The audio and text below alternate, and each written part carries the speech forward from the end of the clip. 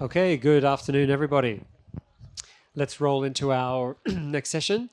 So we are going to explore a little bit of a case study of bottom-up approach of farmers helping farmers, and the importance of that that community building that comes with working together, working collaboratively, and driving change, system change from the bottom up. And so we're going to explore that today through a bit of a case study from Australia with an organization called VicNoTill. And Michael Gooden here is the president of VicNoTill, who's going to tell you a little bit about them and their background, and how we have come together for a tour that we've been doing here in the UK. So my history is I go back a little bit with them quite a few years ago. They're a great organisation. They put on their own conference and really engage with the farming community there to put on field days and publications and things to engage in these discussions around soil health and regenerative agriculture.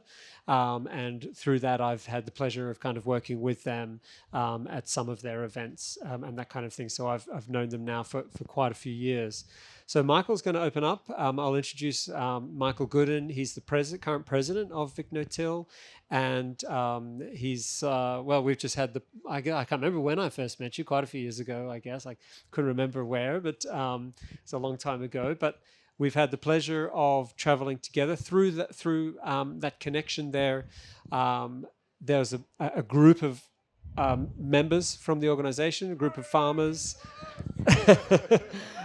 who were interested in coming to Groundswell. And of course, if you're going to come all the way from Australia and a few extras from New Zealand and a few others, if you're going to come all this way to come to Groundswell, you can't not go visit some farms, visit some UK farms.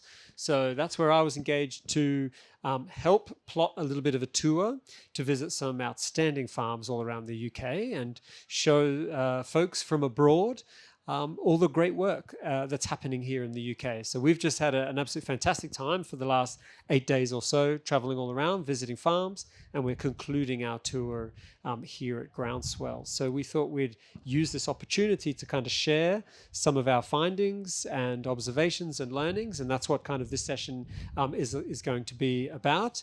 We'll talk a little bit about the organization and kind of what we did with the tour and what our kind of outsiders' perspectives looking in are on UK agriculture.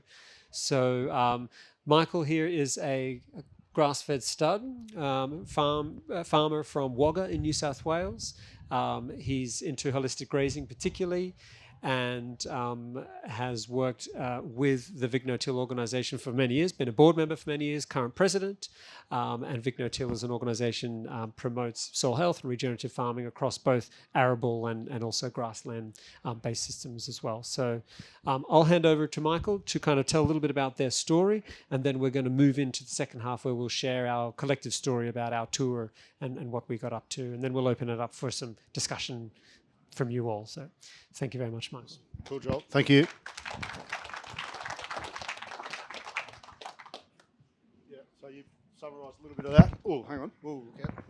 Yeah, so I'll give a little bit about the Australian ag history in context to why VicNoTill formed, how VicNoTill got about, our 10-day tour. I think it was, maybe we've just fit 10 days worth of activities into 8 days. I think that might have been what happened. And then the opportunities, we really pride ourselves on being able to give back to the people who we get to talk at our conferences or the farms we go and see. So I couldn't miss this opportunity to be able to provide some feedback to the UK farmers. Yep, is that? Yeah, righto. Yeah, Joel introduced me. So I'm a grazier. Our family's got a business 70 k's west of Wagga in southern New South Wales, and yeah, we run all livestock, but I grew up on a mixed farming cattle or a mixed farm operation, arable crops, sheep, cattle. But we've just made the decision to run all livestock ourselves, although I am still involved heavily with VicNoTill, with their mainly cropping focused. I wear several hats. The owner of our own business, VicNoTill, holistic management cooperative, who they have the contract to implement the ecological verification, which I see up in one of the tents up here, the 3LM tent. They do that here in the UK. And then I also work part-time for RCS, who RCS are responsible. That was founded by Terry McCosker, and they're responsible for bringing in the grazing for profit into Australia. And that synergy is probably how I got involved in VicNoTill initially, because I realised I could see that to really get ahead in the region or the cropping space, we needed to integrate livestock, and I felt like I had some skills in the livestock grazing from the work that I did at RCS. The Australian context, I think it's really interesting. Being over here, there's a lot of similarities, and I'll touch on some of them in a little bit, but the reality is you can fit 32 UKs into Australia. You can travel a lot quicker in Australia than you can in the UK, though. So if you need to get 100 kilometres, you can do it probably at the same as about 30 kilometres here. And in terms of wheat production, we produce about, in Australia, interestingly, when I'm looking at these stats, the stats, they said they range from about 15 million tonnes to 25 million tonnes, and in the UK they said they grow about 5 million tonnes, which probably tells you something about the production system and the reliability of it. The interesting thing with Australian wheat production is we export about 70% of it. So there's only about 2 or 3 countries on this list here that, Ukraine, Russia, Canada and Australia, everyone else on here eats more than they probably consume. And so we're in this market where we have got genuine surplus grain, and so we traditionally had a single desk, but now we trade as big companies into the world market. So we probably impacted by what some of these global effects around the world. And also, this is a map of the Indigenous languages in Australia. So some people, I was taught at school, that Australia started in 1788, and there's a whole history of Indigenous land management for that, and it was really great to see you alluding to that. It's something probably as a middle-aged privileged white male in Australia, I'm quite ashamed of the history that we weren't taught. And when you learn about Indigenous land management and how well it was done for 60 maybe to 120,000 years, you think, well, geez, these guys must have been doing something right. So there's probably a lot that we can learn from about this, and I've sort of tried to go looking a little bit about it, and there's a couple of really good books that try and explain it, which I'll bring up in a tick. This is the area that we're at. I'm in Wagga Wagga, which is at the bottom of this Wiradjuri area, and one of the things that I've picked up a few years ago in a Welcome to Country that we had on our farm, the local Indigenous guy came out and he referred to this term called Yindi Mara, which was to do slowly, to respect, to be gentle, to be polite, or to honour. And I just thought that was really powerful. I don't think we sort of got a word like that so wholesome in our language, that it just sort of shows the context that Indigenous people were thinking about, not only from their own personal interactions, but to have a word like that that's sort of so wholesome and complete. So I think there's a lot we can learn from Indigenous land management. Not only, from an Australian perspective, it's great to sort of driving around the UK, you see these buildings that are a couple of hundred years old or a couple of thousand years old, and that's really great. But in Australia, we're sort of 10 times that from an Indigenous land management perspective. The book, a couple of books there I mentioned before, Dark Emu, Bruce Pascoe. It really gives a really good account of sort of some of the Indigenous land management practices that was happening prior to European settlement, and the same thing, Bill Gammager's book goes into a fair bit of detail. Just on the name of Bruce's book, Dark Emu, the Dark Emu is actually it's a constellation, or it's the darkness in a constellation that we can see in the Southern Hemisphere. And just that in its own principle, I think is really cool, because it's actually, we always see the constellation, we see the stars, and the Indigenous people were actually seeing the darkness. And so it's just a very simple, it's always there in front of you, but we're not actually seeing it. So VicNoTill, our vision, VicNoTill, we probably fit in pretty well around this place. A world where our soil nourishes people, planet and profit through evolving systems that empower farmers to realise the full potential of agriculture. So I think, we could bandy that around here pretty well, and it'd probably resonate with most people that are coming here to Groundswell. And then our mission, we really only established these this year, sort of when I became president, and something I felt with my holistic management background, it was really important to get some really clear direction in the organisation. So it's farmers helping farmers to create collaborative space for learning, growth, driving positive change in agriculture through shared knowledge and experience. And I'd probably think that that's something that we've just had 10 days experience with the crew on our little tour. That's exactly what we're trying to do. So this picture here was taken in the Mallee in the northeast of Victoria. And obviously those kids, and you can see where the old tree was. So there's about 6 or 8 foot of topsoil. And there's an account written in Charlie Massey's book called The Reed Warbler, and he was hiking in the late 70s on a glacier on the West Island of New Zealand, and he could see the red layer of topsoil, Australia's topsoil in the glacier. So that's sort of where it all ended up. And we've heard that quote before from Franklin Roosevelt. So the European farming practices that were implemented in Australia, in the early 1900s, right through, this was in the 1920s, certainly didn't work that well. And probably after being over here for 10 days, I actually honestly don't think the European farming practices have worked that well here either somehow. But anyway, hopefully we can learn a bit more about that. I love this actual, the draftsman there, that's pretty cool. Before GPS, that was in the 1905 Yorkshire Ploughman of the Year or something. It's pretty incredible effort. But I don't think actually we've really come that far in about 100 years, because all we've really managed to do is got a few more horses on the front of the plough, but we're still doing a very similar thing. So VicNoTill was sort of started in 2002, and it was around the time of the implementation of direct drilling in Australia. And the direct drilling at that point in time was basically sort of the technology of a knife point and press wheel. A fair few people are probably familiar with that, and it's pretty cool having a look around some of the kit here at how far that technology has come in the last 20 years as well. It was established mainly in the Wimmera, and that's hence the name VicNoTill. It's sort of why is the New South Wales cattleman up here talking as a president of VicNoTill, but what's happened over that 20-year period is it's sort of evolved and everyone's accepted, and we've sort of tried to expand our footprint around a lot further.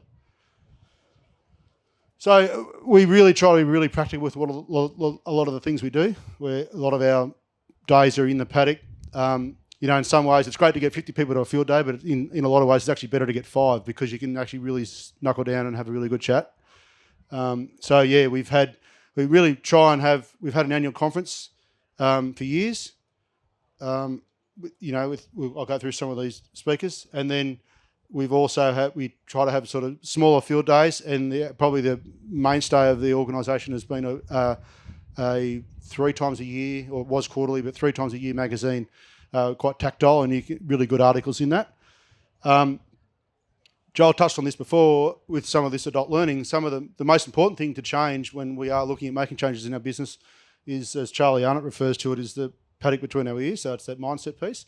And I think that's the thing. If you don't get that right in this space, then, no matter what type of seed drill you've got, or no matter how fancy your pasture mix is, that you won't really get too far ahead. And we saw a few examples of that here in the UK, where people had gone and bought a disc drill thinking, I'm going to go disc seeding, but they hadn't changed any other parts in their system, and after a couple of years started to have some troubles with it. So this is the early days of VicNoTill. Very practical, like how do you set up a seeder for sowing? How do you mix up bioferts? How do you make a Johnson Sioux? All these really simple things, practical, hands-on, going to see how someone's done it, going home and thinking, oh yeah, I can do that. That's manageable. Soil pits. We really love our soil pits, and the thing with a soil pit is they're so variable. You could dig 100 metres that way and 200 metres that way, and they'd be different. And the other thing with a soil pit is, I've had one on my own place, and they don't lie. So there's nowhere to hide when you've got a soil pit, and it's a really great opportunity to learn. We're a big fan of soil pits, and we've had a bit of success in getting some pretty good funding for soil pits as well, which has been great. So it's really good that we've got a bit of a program, Soil for All Seasons, that we had 6 or 8 different soil pits around the place. A lot to learn from them. And this hopefully this will play.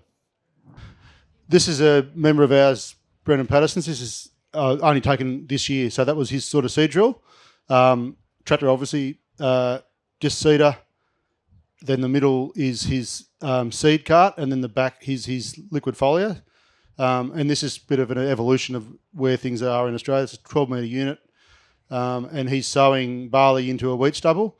The autumn that we just experienced in Australia this year was extremely dry, and Brendan when this was taken in early April, I think, he was basically one of the only guys sowing in the district because he had he had moisture really. So he'd maintained his cover and sowing barley into a wheat stubble. It doesn't look like too much, but this guy's probably about 10 years ahead of most cropping guys in Australia. Pretty casual about it. Deep learner, deep thinker. Learned a lot from Joel and probably taught Joel a bit along the way too, I think.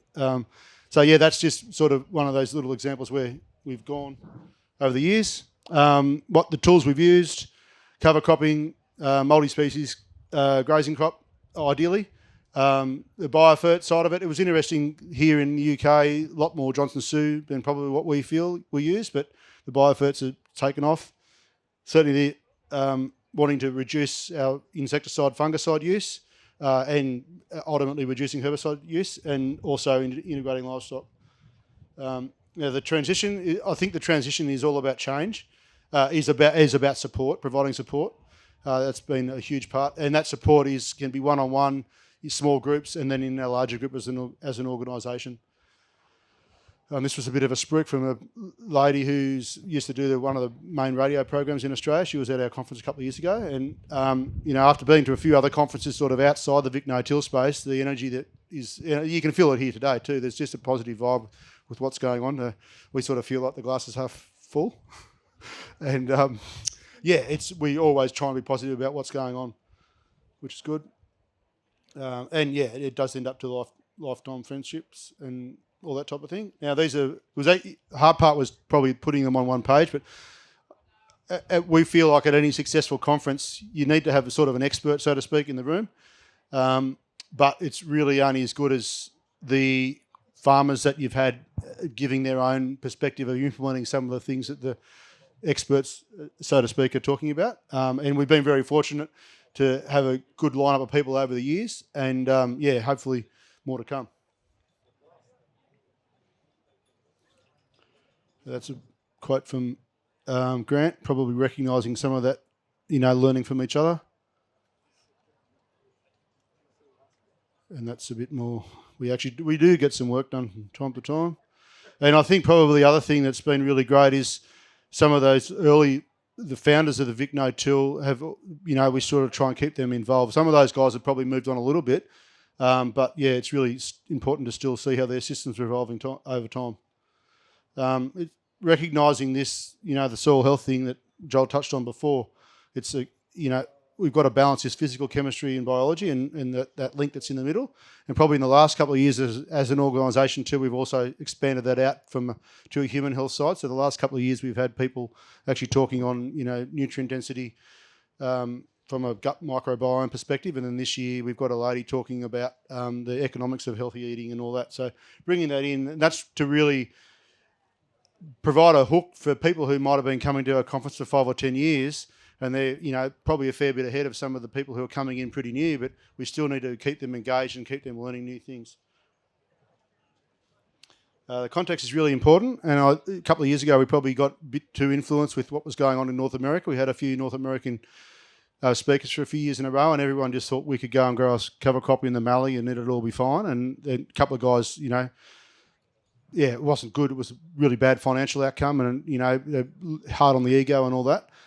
So really recognising the context is really important, and to earn that right to make those incremental changes. Certainly, the attitude now that we're trying to take is to probably extend your winter growing season longer and longer, rather than trying to go into with a summer cover crop or something like that. I suppose why the change? It's probably pretty evident with what's going on here in the UK at the moment that we need to make some changes from adaptation to climate variability, and also the human health implications of growing better quality food, and I think we all owe our responsibility if we've got children or grandchildren or all that type of thing. It's really important that agriculture is one of the only industries that can really help make a lot of change, which is what we need. So yeah, the how part, the peer-to-peer learning we find is really important. In paddock, creating a safe space, no questions silly, getting people talking one-on-one. So giving an example of what you can do, but then also letting people break out into groups and have those little one-on-one conversations, and actually building time into the day. So if you're having a conference or a workshop, give yourself another half hour at the back end so that you can just have some of those informal chats. The building support network, I think that's really important, and that's something we probably didn't actually get right away, because traditionally what happens in this space is the farmer might have read an article or come to Groundswell or something like that and thought, oh, I want to make some changes. And so the next time the agronomist comes out to the farm, he'll say, oh, look, I'm considering reducing my MAP, or not using so many insecticides, and the agronomist will usually turn to you and say, oh, you'll go broke if you do that. And so that's not a really great response. It puts a lot of fear into you, and if you go about it the wrong way, that might be the case. So we need to create a supportive network around it. So the Create program, I don't know if anyone's aware of that, but that's been running for a couple of years now. Nicole Masters had, I think, 35 graduates or something last year, and we're pretty privileged this year in September it's going to be run in Australia. And I think that as an avenue to get new open-minded agronomists who can genuinely help make that change over a period of time is going to be really, really beneficial. So we're really looking forward to that. I just thought I'd throw this in here because this is sort of this whole piece about the psychology around change, and I thought that it'd fit really well with what you sort of said this morning. But forming, and these people are on their tour. We just went through this in the last 7 days. So we were all polite while we're here. We're obviously here because we had a common purpose with the tour. The bid for power is sort of a bit of a juxtaposition. Where you're going to sit on the bus, which room you're going to be in, where you're going to sit at breakfast. The norming is, that bonding process and how we're doing. And then performing is, if we've got a problem, how can we work together to solve it? And then the morning is like, it's over now, we're sort of finishing. So if you can try and create these conditions in some of the workshops that you're running, then you're really going to get a lot better engagement. And then this is probably a bit of a Maslow diagram again, but we tend to be really sort of ritual. Small talk, classic small talk is like the weather. Everyone talks about the weather. Mutual interest is, in this situation, is probably farming. But, that's why people sort of say, oh, don't talk about politics or religion, because, you might not necessarily have the mutual interest. Ultimately, to operate at a higher level, we want to be talking about opinions. So, is something better or worse? Or, should we have livestock? Should we not? Should we use a disc machine or not?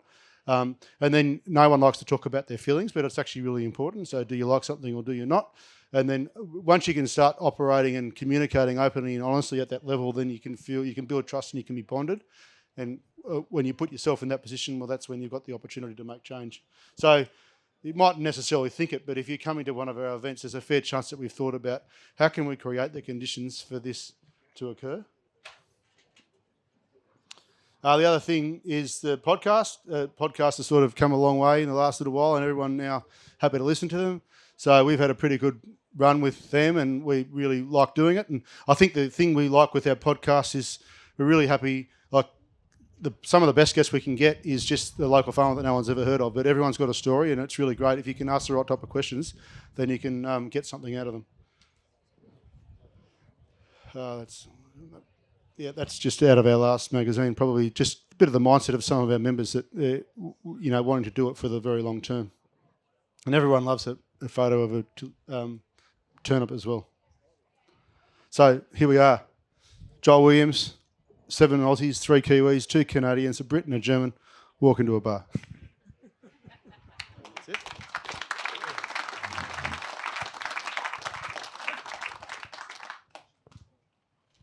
This should play.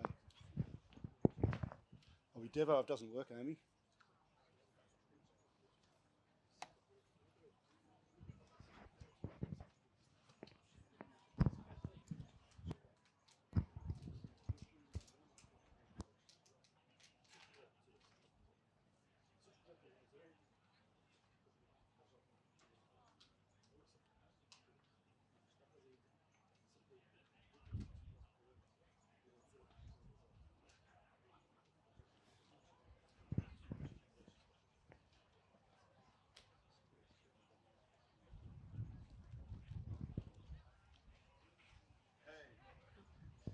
That's it.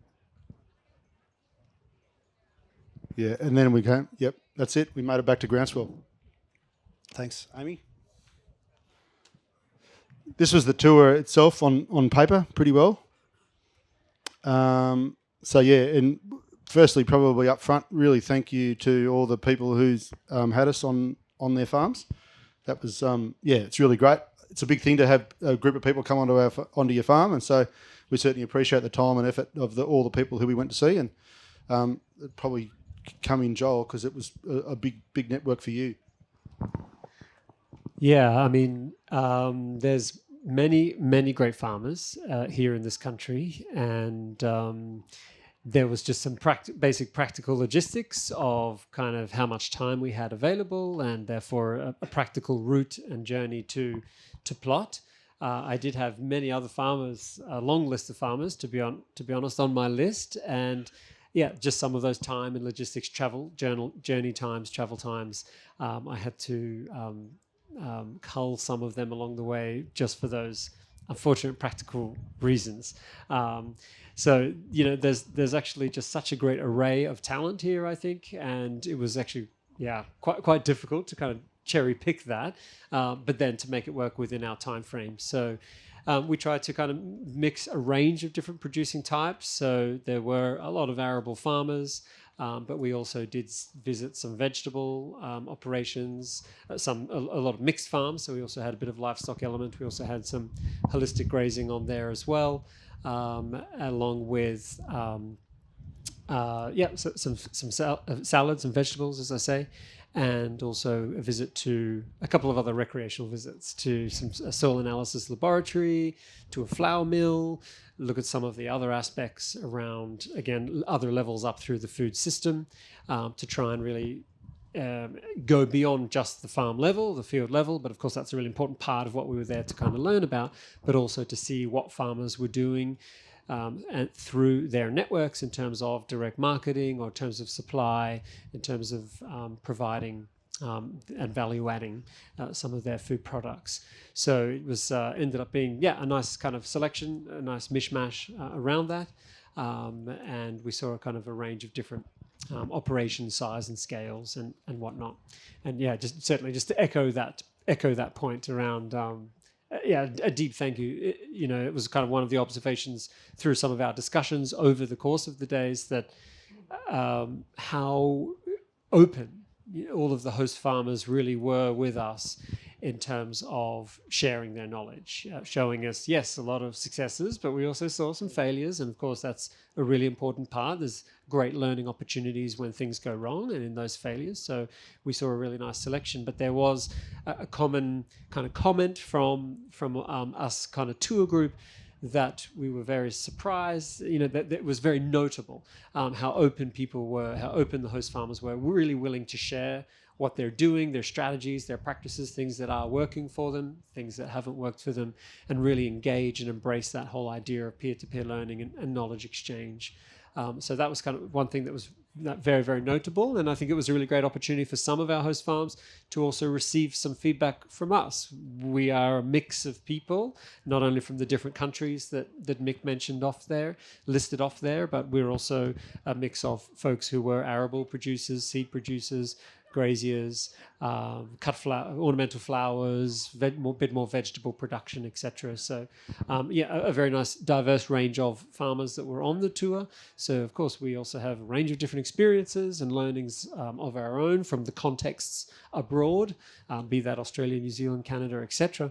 And it was, a very nice opportunity for us to also feed into and share some of our thoughts and observations back with the host farmer. So it was a really nice example of, again, that two-way street of knowledge exchange and sharing experiences and learnings from other parts of the world in other contexts, and bringing some of that information to the local farmers here in the UK.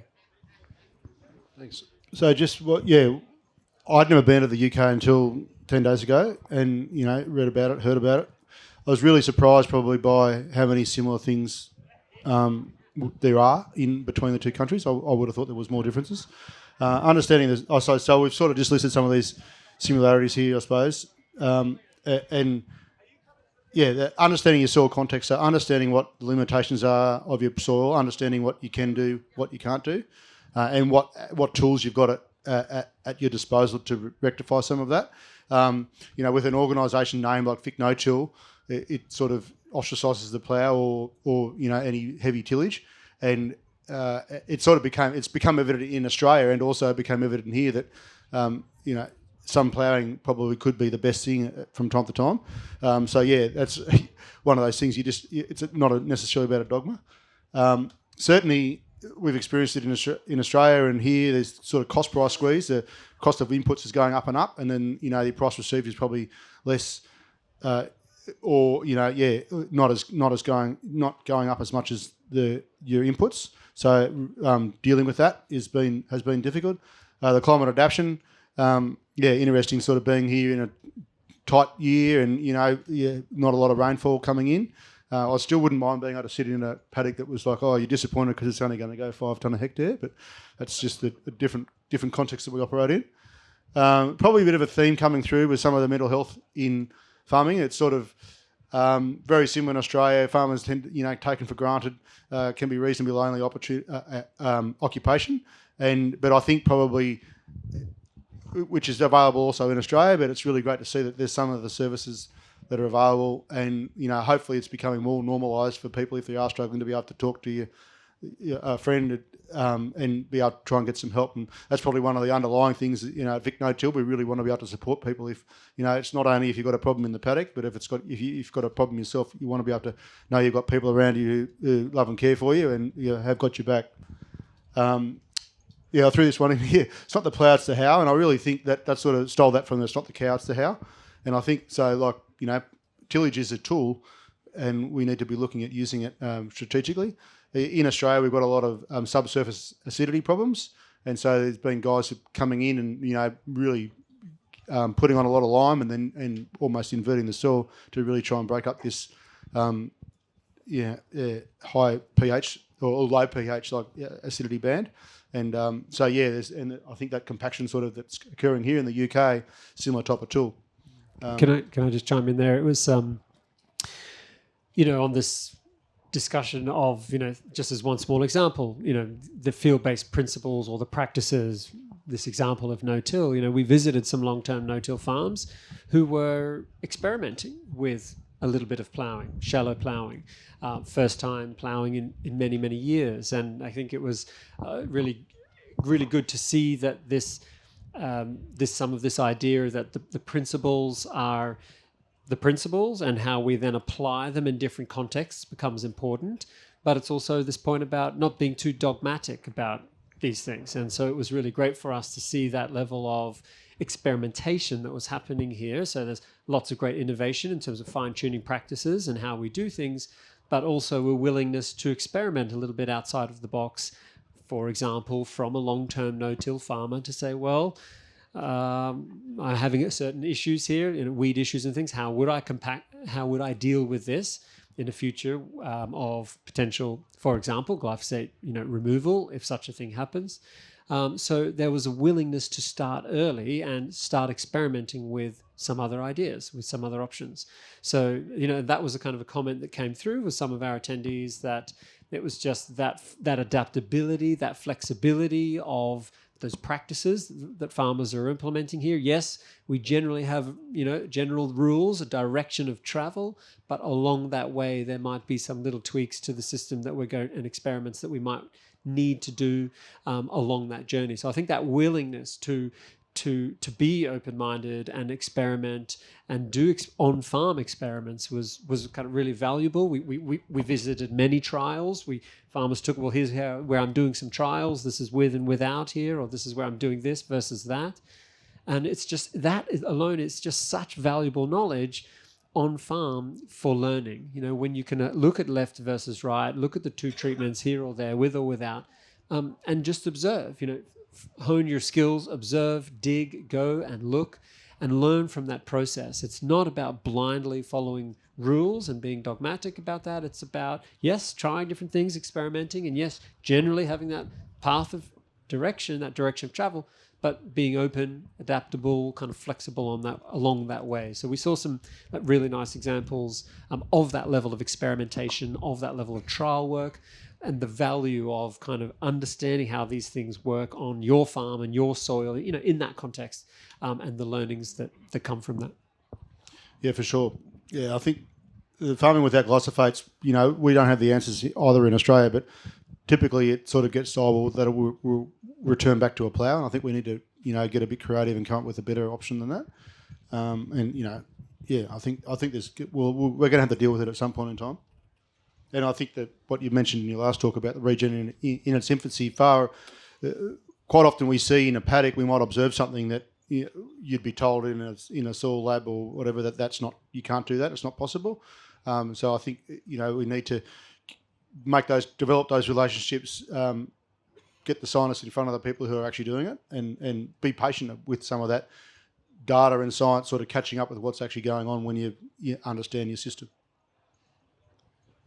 The opportunities for the Aussies and Kiwis and Canadians and whatever that we sort of saw, some really simple things. One of the things that I was really simple and hadn't really seen much before was just a concept of a variety blend, which when you think about it is really, it's very, it's sort of obvious in a lot of ways.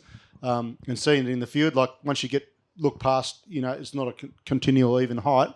The benefits from that I would far outweigh any of the other issues, I think. And there's, I've heard you talk about there's a fair bit of evidence behind some of that disease pressure and all that. So that was pretty cool. Yeah, I think my only minor comment would be we saw quite a lot of examples of this. There was many farmers who were all doing the variety blends. Definitely from the snapshot of what we saw, it was common. There's a lot of people experimenting using these variety blends. I think it was really encouraging. I think there's a lot of really good traction in this approach here in the UK, and I think that's something that you guys potentially are even leading the way on. And it was common. It wasn't a fringe idea. A lot of you guys are using this, and rightly so. It's a great technique. So I think that was really encouraging. Yeah, the other thing was this. You've actually got genuine direct to market grain. So and there's there sort of is a premium being paid. And that the other part about that, it's sort of the wild farm thing is you're actually creating that peer-to-peer network within that group, the clusters of farmers.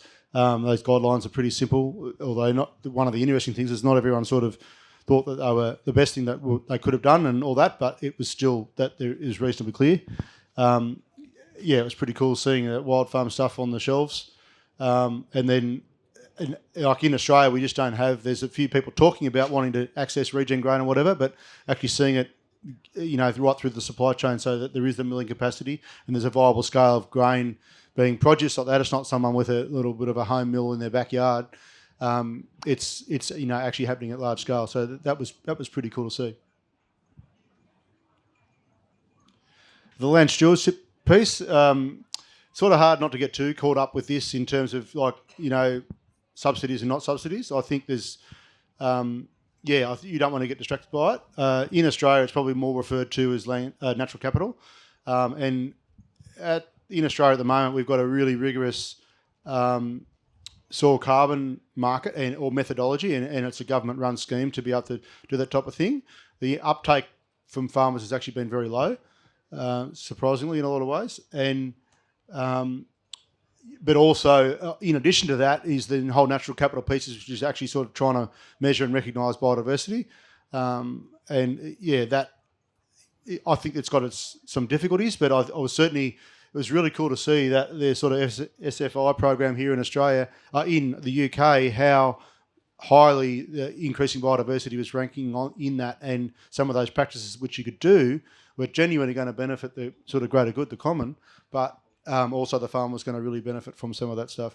That was pretty impressive, and probably jealous in a lot of ways about wishing that we had a similar program like that. The sort of wildflower top strips. Anything else on that? Just maybe one of the subsidies and things. It's just not a thing, and in Australia and other parts of the world, and I know it's a very hot topic right here, right now, with the withdrawal of many of those. And on one hand, everybody was really impressed by seeing all of these beautiful wildflower strips, seeing these nice thick grass margins, the legume lays, the herbal lays, the legume fallows, and all of those various initiatives, and they looked fantastic. I mean, I think you're right. There was a little element of jealousy there. They looked really good.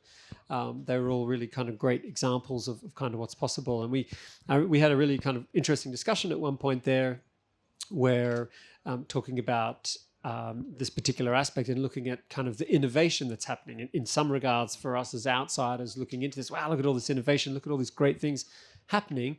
And of course, yes, I understand that you have the funding and did have the funding to support some of those practices, which is great to see. But there was also a little bit of curiosity around the rules and regulations around some of those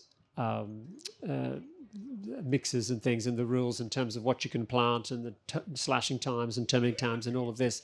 There was kind of this interesting discussion around, is it potentially stifling innovation? You're like, yes, you're clearly seeing that there's great opportunity to use biodiversity strips and to enhance natural capital, but are the rules and the regs kind of potentially stifling some of the innovation that could also happen with that, and that kind of coming across there in terms of those insights. But on the other hand, there was, in some of our discussion, as kind of a counterpoint, that also the fact that you do have the subsidy that has been the incentive to get you to try these things has opened the door to at least you implementing some of these strategies, and then potentially also then being the creating force of some inspiration.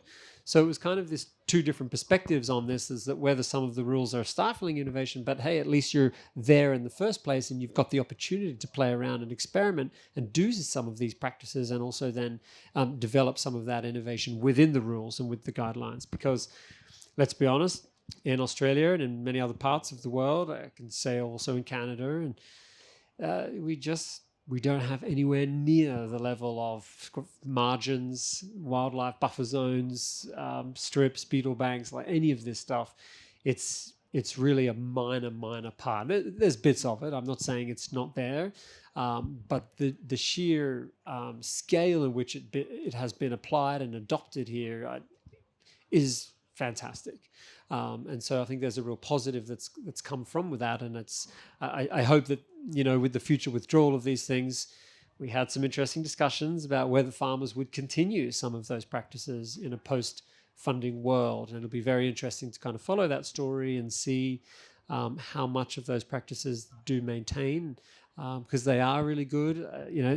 The waterways here in the UK, of course, nitrates. This is an issue. Water companies, it costs them money to fix that. So it's in their interest to support farmers to make change and plant buffer strips, etc., catch nutrients before they enter the waterways. There is also economic incentive there. It's not just about necessarily the biodiversity gains. So some of these practices also make economic sense. But I know that if you're not being supported to implement those, that's also a challenge as well. So I think, yeah, we follow with interest what happens in the UK, I think, in the coming years. And well, I, for one, personally hope that, I know there's a pause on SFI and some of these things at the moment. So I, for one, hope that the government considers that closely and keeps some level of support to encourage, because it is a great practice what's happening here. All of us were very impressed to see that level of ecological integration into the production systems. This was a bit of kit that was pretty impressive. The Toby Simpson's, he had a little sort of broadcast spreader on the back of his combine, so to be able to sow a catch crop straight after harvest, or literally the second after. So that was something we hadn't really seen before. Obviously works on the scale that he's operating at, and I don't think he'd actually used it yet. But yeah, it would be really cool to see what type of outcome he gets from that. That was really cool. And a few other things that sort of came up. Yeah, it would be hard not to want to have a sort of Groundswell-inspired event in Australia at some point. Recognising the scale of this event and how it's grown over time was pretty impressive. And, VicNoTill current, we have an annual conference sort of between 130, 150 people each year. And so, to think, well, how could you do that to grow it to 5 or 10,000? It's a lofty goal, but it would be something I think would be really great that we could try and do. I think also too, like recognising some of those similarities between the two production systems, like the big difference between sort of the influence that we've had in North America compared to the UK is we're actually sowing, especially with those winter sowing crops, we're sowing into shorter daylight length in cooler soils, so that all that biological activity that is sort of talked about in North America is not necessarily what's going on when you're sowing your winter crops, and that's exactly what we face in Australia when we're sowing our cereals. So the strategies that we can do to set a crop up for good, healthy establishment and get that energy into the crop early on is really important. So I think that's collaboration within the farming and scientific community to work together in that space is really important. And throw it out there. It'd be great to get some of UK farmers to come and tour Australia.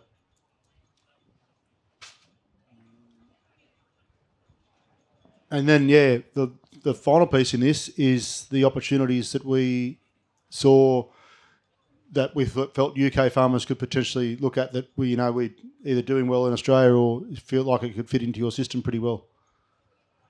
And it really astounded me as probably quite a bias being a cattle farmer, but I just really surprised that there wasn't more livestock around, especially genuine integration in the cropping system. It felt like if the farms that we went to did have livestock, they were either solely livestock or livestock run in a separate part of the farm and that weren't necessarily on the arable country.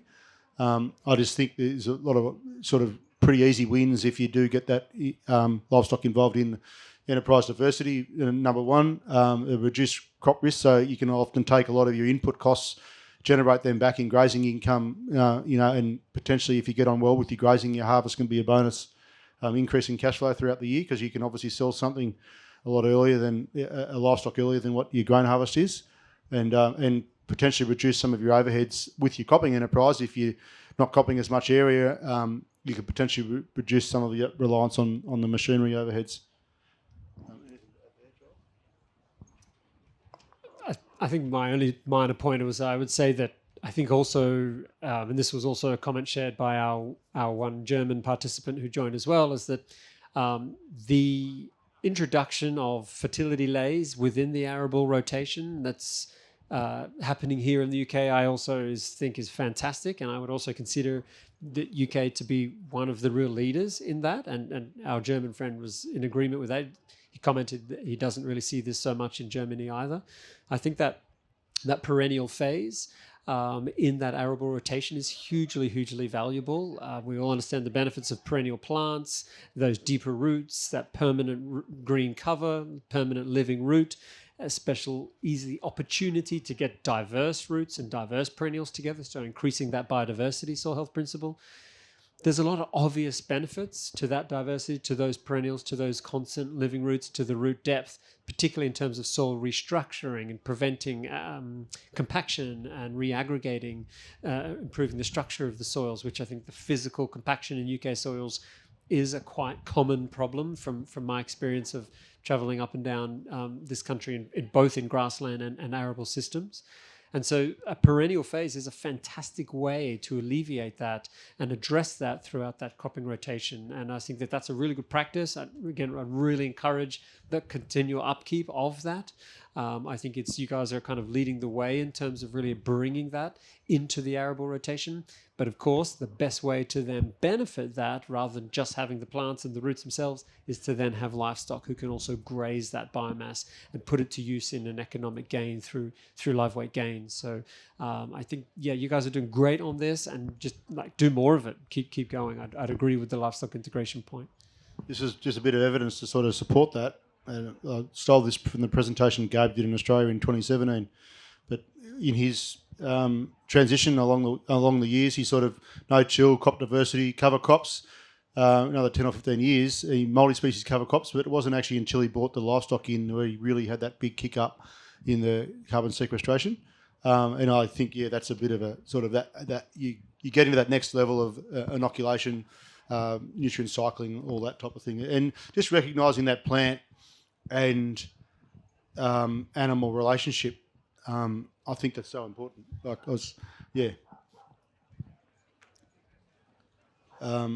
Something that'll really help with that, implementing livestock, because a lot of the paddocks, if there's larger arable paddocks, you probably want to keep them like that. In our own business, we use a lot of electric fencing.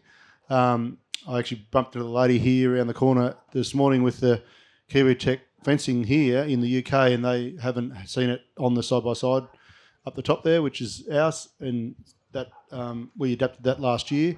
So it's very low cost, very flexible, and that temporary electric fencing really allows you to implement those good grazing management principles of providing adequate rest and not taking a sort of second bite off the plant.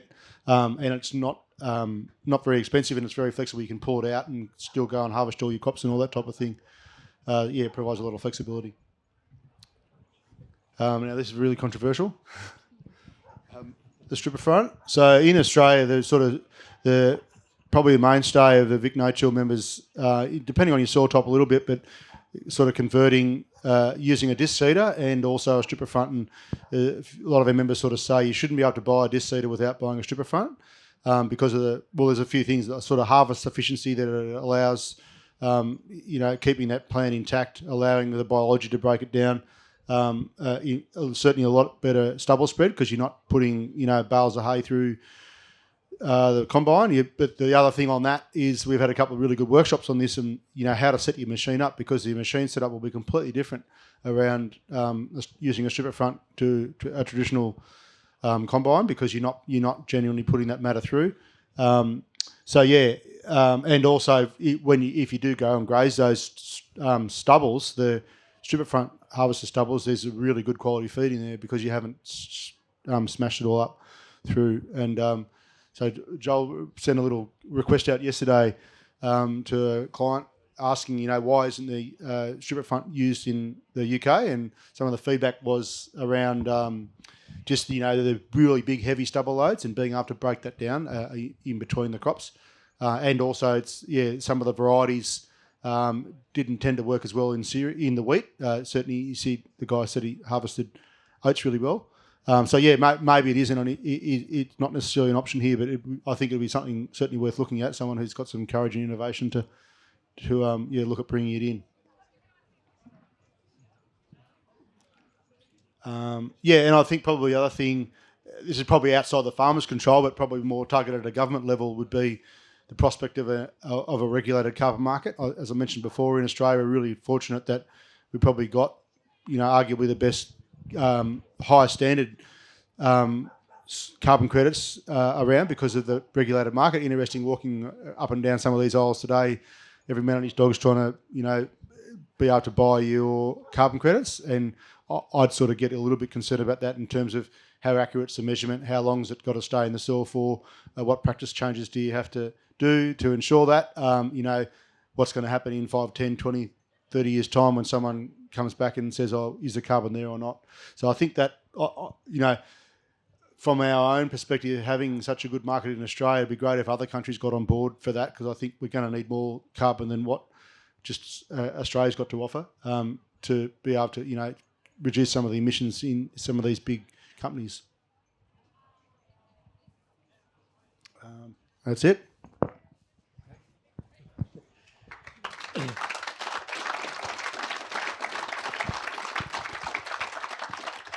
So, happy to take any comments or questions about that one.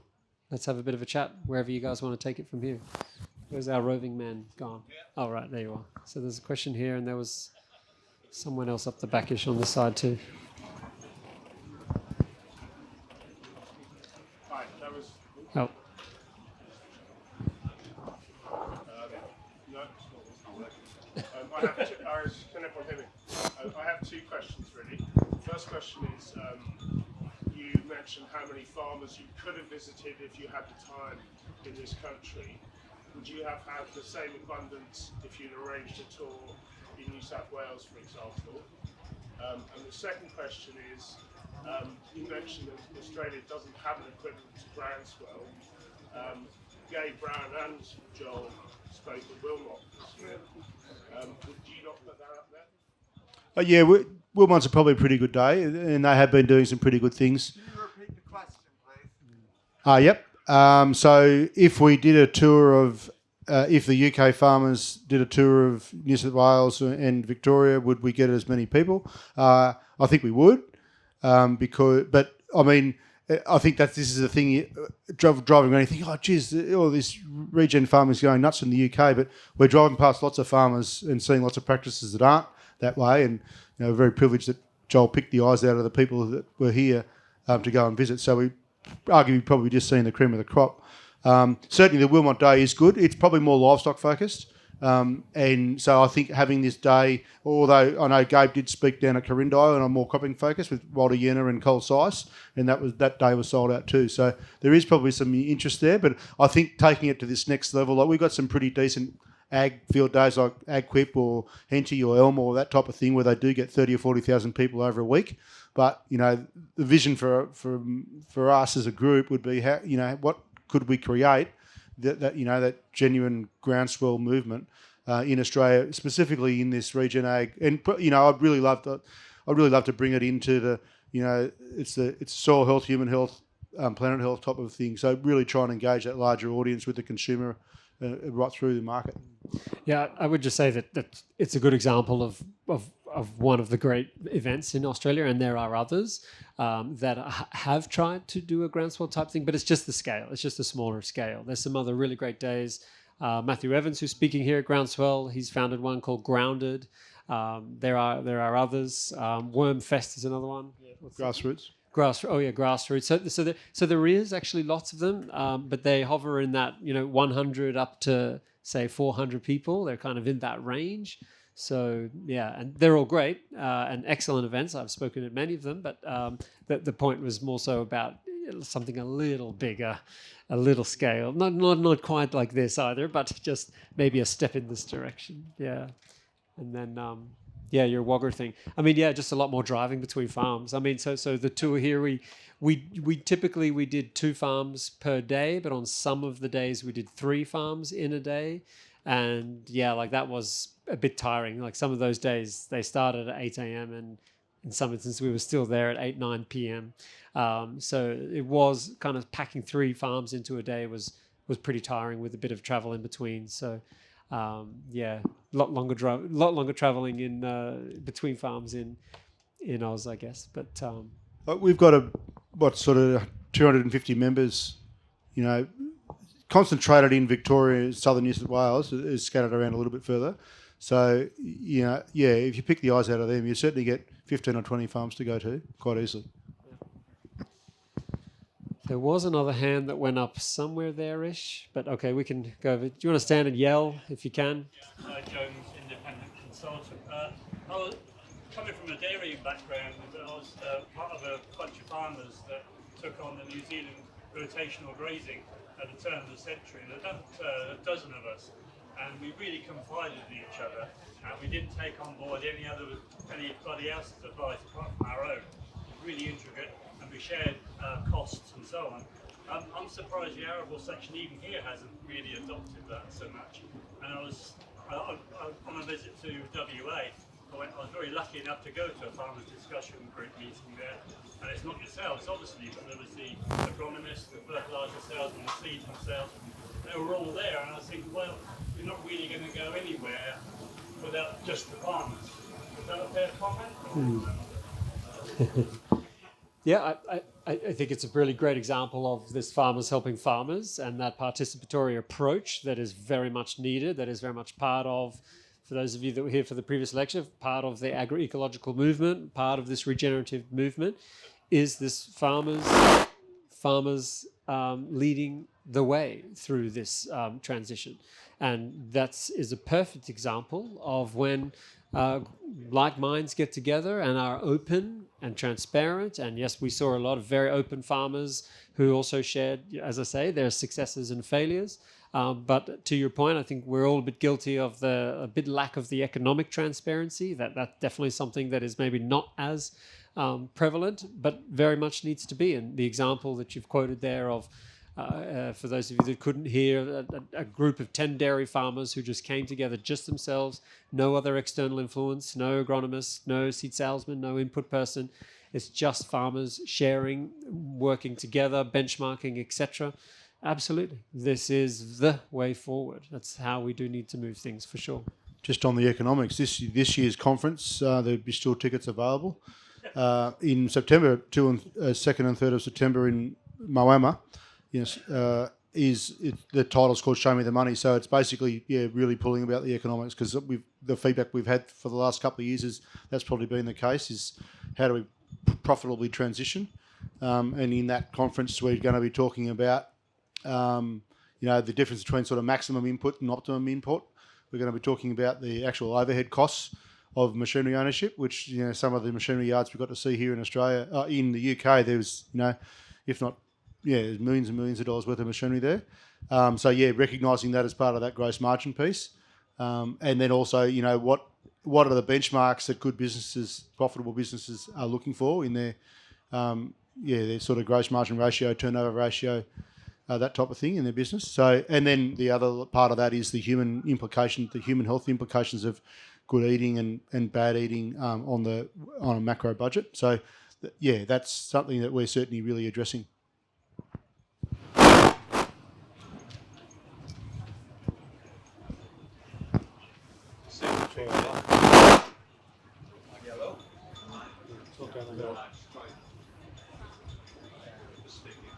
Yellow? No. Don't know. Not sure. Yellow. Yeah. Sounds like when you get back, it's going to be VicNoTill, but I like it. and yes, grounded. It's going to be in WA coming up. I think having a Tassie in WA, if it comes to somewhere a little more central, you might get the numbers up. And I don't know. I didn't go last time, but maybe. I was just going to ask about any thoughts about contour. Like, what has Australia got in the contour sort of space? Contour-based farming and what you're seeing in the UK, because that's something we work in Australia along those sorts of lines, and I noticed there's a bit of a difference here in the UK. Yeah, okay. Can you repeat that question?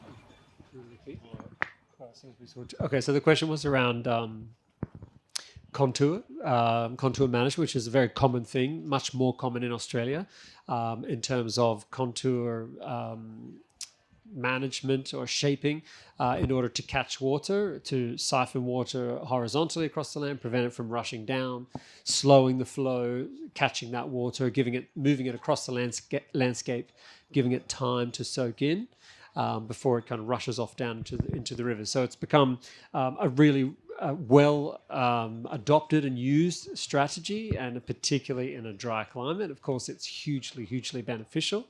And I would say that then, and if anyone else has insight, they're welcome to chime in. But I mean, no, generally you don't see so much of it here in the UK. Although that said, we did happen to visit one farm that was just beginning to play around with some contour management. That was Tim May in Kingsclear in Hampshire there. So there's one example of, I know that they're just starting, but I'd say as a general rule, no, I don't think we see so much of this here. But there may be a real opportunity, because I think in grasslands are particularly guilty of this. We do have a problem in this country with soil compaction. And when we have compaction, that means we don't have good porosity. That means when we get rainfall, that rainfall is not infiltrating and not percolating down through the soil. And what happens is, of course, in a high rainfall environment like here, is that water begins to pond and sit on top of the soil surface. And it's not necessarily that soil is saturated, that it is full, it has so much moisture that is full from the bottom of the profile up, and that is completely saturated, and now it is ponding. In some instances, we see surface level compaction that is preventing infiltration, and that water is sitting on the surface. And if you just actually go in and dig into that soil, it can often be dry or drier certainly, just a foot down, but completely waterlogged and saturated on that surface. And so farmers, of course, think that their soils are waterlogged. Oh, I've gone from extreme waterlog. Oh, and then when spring comes and it dries up, what really happens is it's just that little bit of surface sitting water evaporates, and we have these rapid onsets of drought. Oh, how did I go from being waterlogged into complete and utter drought or really dry conditions as we transition from late winter into early spring? And it's not that the soils were waterlogged whatsoever. It's just this evaporation of that surface water. So in that kind of an example where that does happen here in the UK, that to me sounds like a perfect example where maybe a bit better contour management might actually help to improve that situation as well.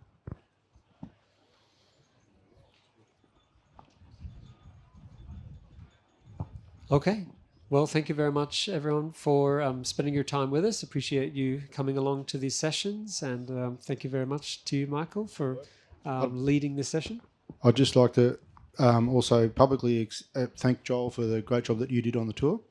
yeah, it's really good as a group. It was great to have your guidance along the way and be able to pick your brains sort of casually rather than sort of in front of a slide deck. It was just really good to see you in the paddock, have a chat, reflect on things and throw a few ideas and chew the fat around the place. So I really appreciate it. Okay, thank you very much. Thank you, everyone. Thank you.